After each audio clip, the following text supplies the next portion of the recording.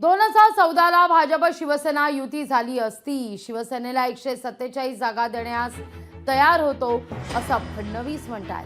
मात्र उद्धव ठाकरे हे 151 जागांच्या हट्टावर ठाम राहिले। शिवसेना 147 आणि भाजप 127 असा ठराव होता। उद्धव ठाकरे अडून बसल्यानं युती तुटली। फडणवीसांनी गौप्यस्फोट केलाय। शिवसेनेचा मुख्यमंत्री होईल हे सुद्धा ठरलेलं असंही फडणवीस म्हणतायत। उपमुख्यमंत्री पद भाजपकडे राहणार होतं असं फडणवीसांनी म्हटलेलं आहे। 2014 साली सेना भाजप युती तुटण्यामागची आता इनसाइड स्टोरी पहिल्यांदाच फडणवीसांनी सांगितली आहे। सिक्कीमचे राज्यपाल ओमप्रकाश माथुर यांच्या सत्कार समारंभादरम्यान फडणवीसांनी हा किस्सा सांगितला आहे।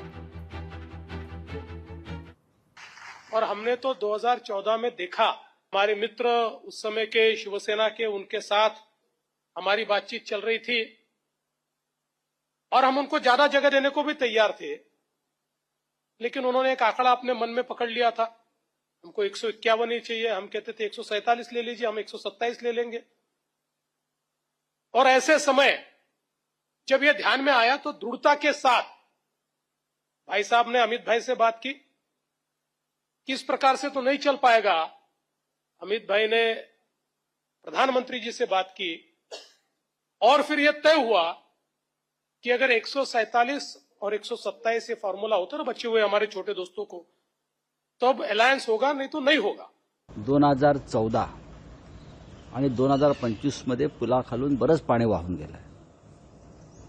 तसं म्हटलं तर 2019 वर पण बोलायला हवं।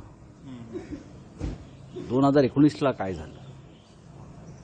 2014 साली भारतीय जनता पक्षाचे वरिष्ठ नेते दिल्लीतून ठरलं होतं युती तोडायची। चर्चेचं फक्त गुराळ सुरू होतं। माननीय बाळासाहेब ठाकरे नव्हते, हयात नव्हते। याचा फायदा घ्यावा, पहा आम्ही काय म्हणतोय ते।